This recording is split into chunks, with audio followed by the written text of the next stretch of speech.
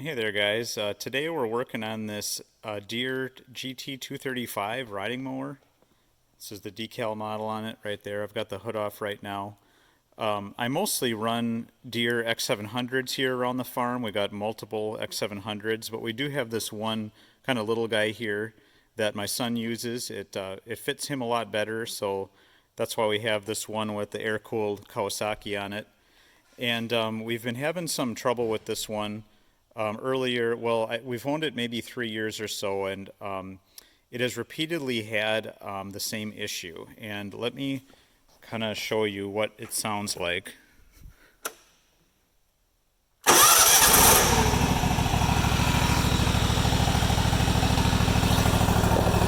So when it would act up, it would sound like this.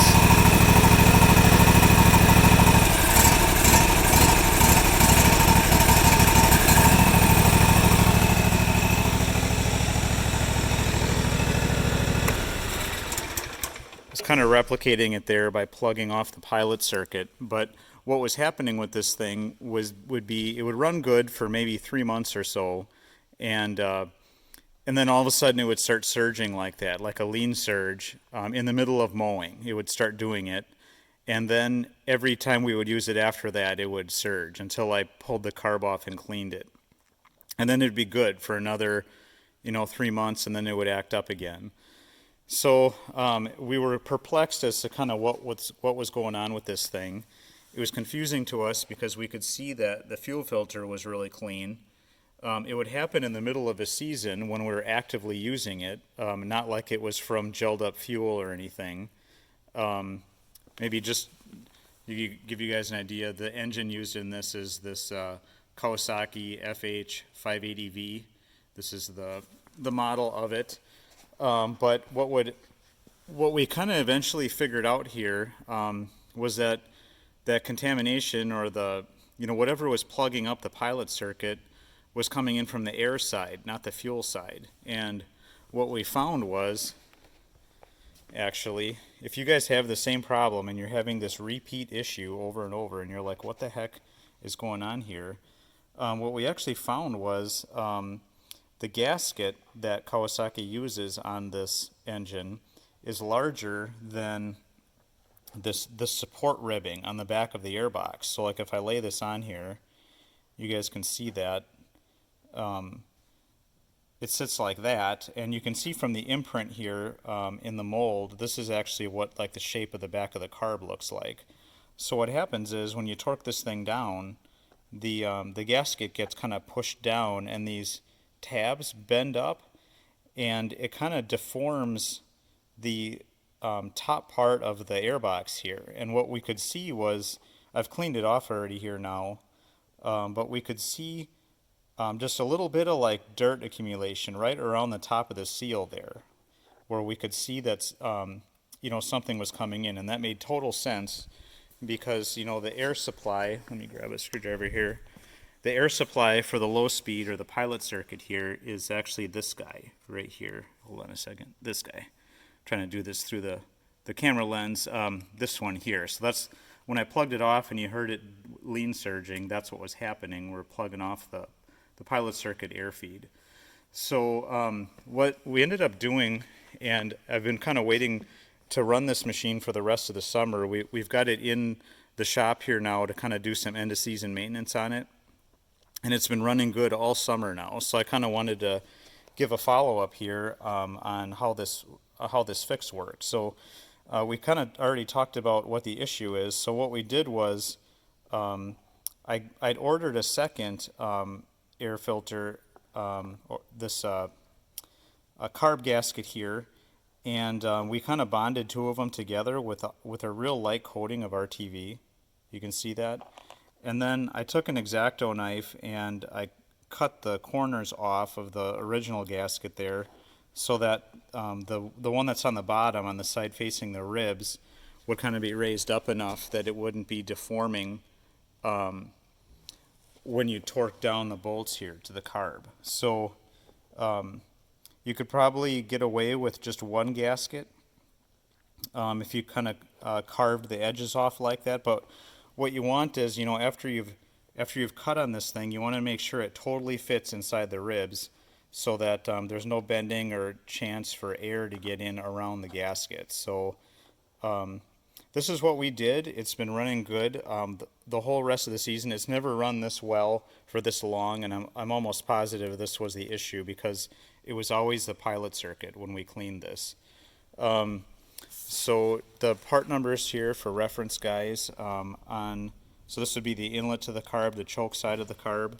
What you want to order is this M149308. That is this gasket, and it's going to come with this extra material on it that you're going to have to cut off unless you double it up like this and have this the cut one on the back and the full size one in the front. However you want to do it, but what you want to make sure you're getting there is good compression and sealing all the way around. So while you're in here and you've got the carb off anyway, because if your engine's surging, you might as well put a new gasket on the the outlet of the carb where the throttle plate is that sets up against the intake manifold. The part number for that one is this M149305. So just so you're clear there, guys, what I'm talking about on the choke side, this is the choke side, gasket, and then in the back there where the carb sits up against the intake, that's the choke or the throttle plate side. So yeah, this tractor's been running great, guys. After we did this, we haven't had to clean the pilot circuit again, and I'm pretty confident this is what the issue was. As long as I'm in here doing this video, though, I also thought maybe we could talk about how you should set engine speeds on this thing. After you've got the carb all apart and cleaned and put back together, it's good to double check all your settings. So maybe we'll go over that here next. I should mention, guys, if you have this problem and you have to pull the carb off to get the pilot circuit cleaned up again, you've got to take this heat shield off here. You've got to take this cross piece off that kind of holds the airbox on, and you've got to loosen up this like governor control plate down here and pull it out of the way to get the some of the linkages unhooked, like the choke and the throttle control linkages. When you do pull this plate off to get the carb out, you're going to want to mark this bolt here. Hold on a second. You guys can see my screwdriver tip there. You're going to want to mark that bolt on where it was sitting within this slot, because this plate here, this whole throttle plate assembly, this governor assembly, rocks up and down like this. So, and that's how you set your wide open throttle speed. So if you don't have a tach to reset it, you're going to want to at least kind of set it back where it was, and you'll want to mark that bolt. Okay, here, maybe here's a better shot of it there. So yeah, so once you kind of remove all this stuff, guys, you can just disconnect your fuel line, plug it, pull it off, pull your float bowl off, blow everything out under there, blow your main jet out, pull out any jets or pilot circuit components you can, and clean them out, and blow compressed air through everything, and it will probably fix it and not surge. But unless you do the throttle gasket thing, it might start surging again in a few months. So I'm going to cut the video here, guys, and then we'll just come back in a second here and finish up the speed adjustment portion. Alright, guys, I have a Deere tech manual for this mower, and I wrote down some specs for it here out of the manual, and we're just going to go through how to set your speeds correctly after you've cleaned the carb, and just to make sure it's set up like it should. I'm going to be using one of these Smart Tach TA100 handheld tachs. I've got a few of these. This is probably my favorite kind of model and style to use. It's really easy to use. It's made by this GTC company, made in Canada, so it's not some kind of crappy Chinese unit. They're really well made and durable.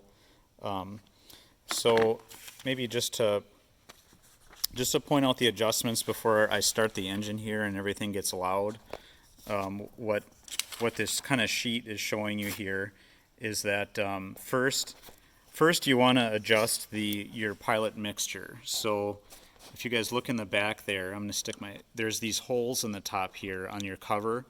You guys might have a decal here This on this tractor, it's always been missing, but there are holes underneath that decal where you can get in here and get your carb adjustments. So just pull your decal off and make it easy on yourself here.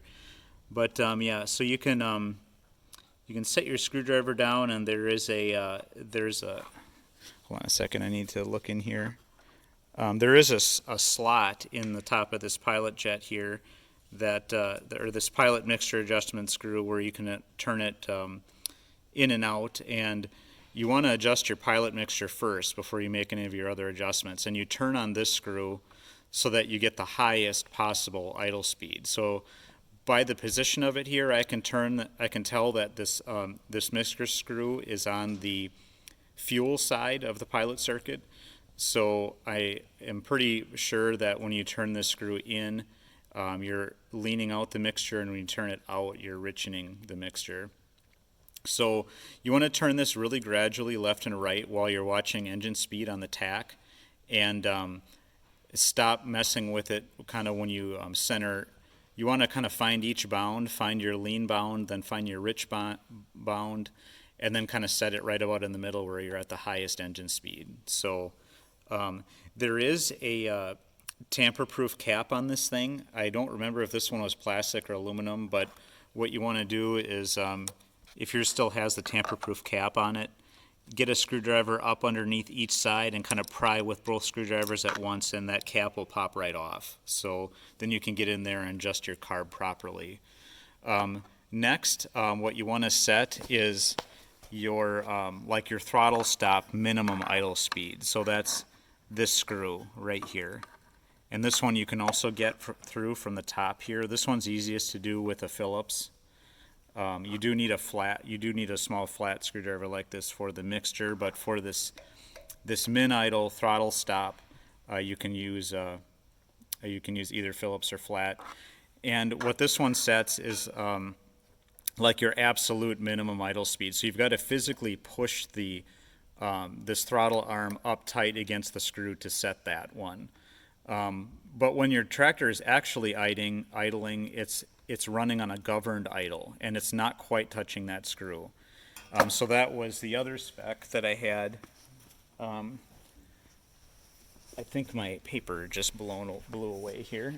Here we go.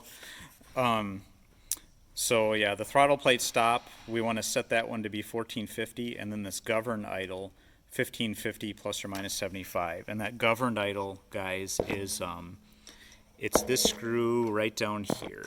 So you guys can see that. Let's see if I can point to it with my screwdriver. It's this guy here, and you'll need a long Phillips to get down to that one, like a long number 2.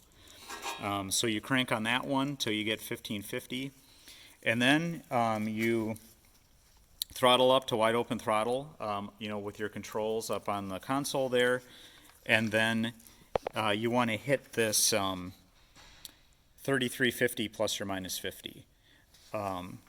And that is kind of what we talked about earlier in the video, guys. That is moving this whole plate up and down in that slot. So you want to loosen up that first bolt on the left so it pivots, and then this one on the right you loosen up so that you can kind of pivot this whole plate up and down. So this tractor is set up pretty much in spec. I'm just a hair low on the wide open throttle, but I'm just going to leave it like it is, just to keep the speed down a little bit and keep the engine wear down a little bit. We're close enough. We're not going to mess with it here today, but I'm going to show you the rest of the adjustments. So we're going to start this thing up.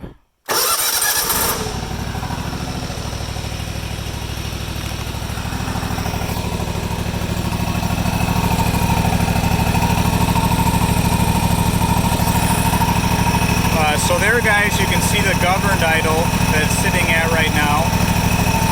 If I sit here and I push this throttle plate tight up against so it bottoms out on this screw, you'll hear it slow down a little bit. This is where we want to see that 1450. We're a little bit low now because we're cold, but I had set this warm earlier and we were spot on at 1450 hot. So if I let go of that, it should spring back up to that 1550 plus or minus 50. So if either of those adjustments are off, guys, this one for the min, and then you adjust that one down there if you need to bump up your governed idle. And then like we said earlier, before you make either of those adjustments, dial on this mixer screw here so that you're getting the highest number. And you want to do that first.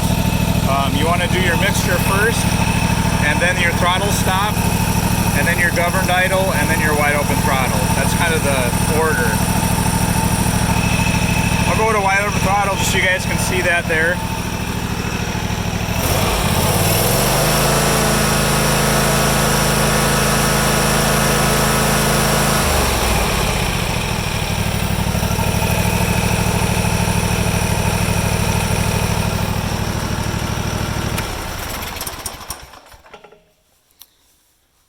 Alright, so yeah, hopefully that makes sense, guys. On the order that you adjust this thing and the speeds that you should be seeing. Everything should respond as you turn those screws. If you have a tractor that's surging and as you crank on this idle mixture screw, nothing's happening, that's a good indication that you've got junk that got into your pilot circuit, either from the air side, like was happening to me, or in from the fuel side.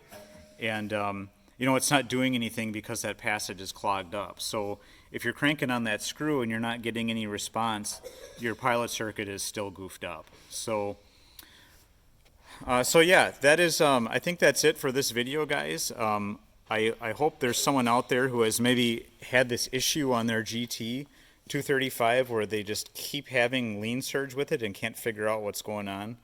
I think we finally found it here. So yeah, pull your airbox off.